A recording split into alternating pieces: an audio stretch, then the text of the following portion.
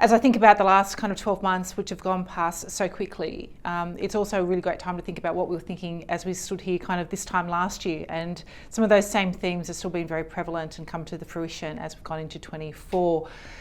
Under that umbrella of what we call the real-time economy, significant changes have been made in the payments landscape. This year we've had discussions around the decommissioning of our much beloved direct entry system, with that highlighted for 2030. We've also had key discussions around the phasing out of cheque issuance and also cheque payments for a latter period of time. What's very clear is there is a lot of change going on in the payment space that all of us as participants in this industry, whether it's as a CFO, as a treasurer, as a product person in customer organisations, someone who is frontline facing with customers, need to be across these changes, because what they reflect is the changing customer demands and our opportunities around how do we fit into those changing customer demands, and how do we make sure that our organisations are providing the capability to meet those obligations.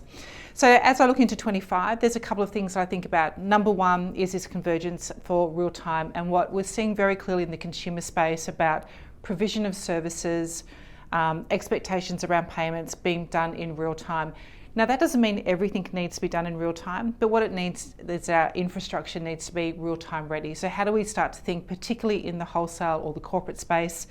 about making sure we've got plans to be real-time ready as we embark on a number of these changes.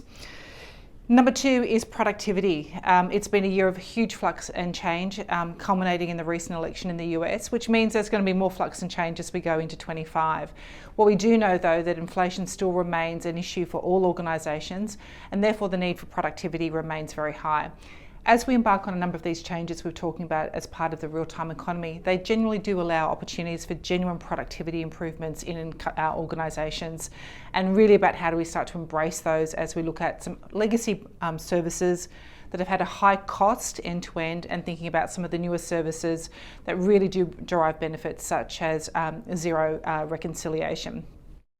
Finally, it would be remiss of me not to talk about safety, and safety in the context of fraud and scams as we think about a real-time economy. It does mean that we need to think about the way that we adapt our processes to protect our organisations, to protect our customers from the proliferation of fraud and scams, and there's a lot of work that the industry is doing to help with that, but always the first line of defence starts at our people and the education piece. So very optimistic about 25, lots of a year of change, particularly excited about obviously the continued maturity of Pay2 as it gets released out into market, something that ANZ has been very much a champion of in supporting our big billers being able to provide and issue mandates on that new request to pay service over the real-time payment rails. So much more than a direct debit replacement, it really is providing genuine opportunities to provide other services right across the business to consumer, business to business space. And we look forward to learning with and learning from our customers over the next 12 months as we put the capability into the hands